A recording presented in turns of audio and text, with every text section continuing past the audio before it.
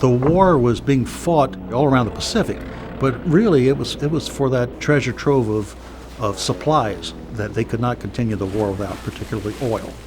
And as long as we kept the battle alive in those areas, things were going to be tough for them.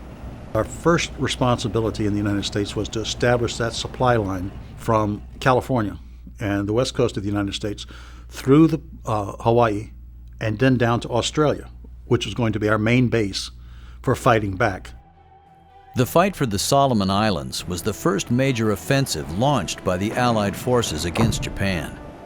The 6-month campaign to prevent Japan from threatening U.S. supply lines to Australia began 3 months after Midway, at the southern end of the Solomons, on the beaches of a strategic island called Guadalcanal. Army Air Corps Major George Chandler, a P-38 ace who flew out of Guadalcanal, arrived at Henderson Field after the battle for the island was won. But he recalls the stories of the Army and Marine pilots who suffered the hardships of that 6-month campaign. Doug Canning was one of the guys that was there and survived over on Henderson Field when it was a grass strip and they were putting steel matting on top of it, and the Japanese battleships were coming down and shelling the place every night. They get up in the morning and there's not an airplane on the airstrip that'll fly. Nothing. And a whole lot of dead pilots. And it was horrific. And they had malaria, they had dengue fever, and they just lived a miserable life.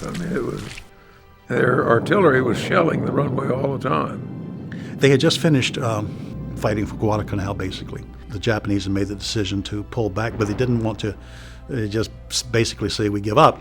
So they launched this big assault called Operation Igo, which was a huge attack to the south from their big base at Rabaul. Igo was less effective than it was a face-saving gesture. In its short duration, Japan continued to suffer heavy losses while inflicting terrible losses on Allied forces as well. Eventually, it became clear that Japanese forces would have to withdraw from the Solomons. It was after Igo was over that Yamamoto decided that he would go visit the frontline troops.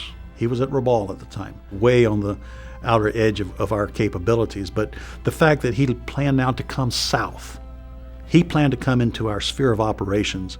Many of the admirals argued against him doing this, but he said, no, these men have been through very difficult times, and I want to salute them. On 13 April 1943, Admiral Yamamoto's administrative staff officer, Commander Yasuji Watanabe, notified units near the southern tip of Bougainville Island of the Admiral's planned morale visit on Sunday the 18th.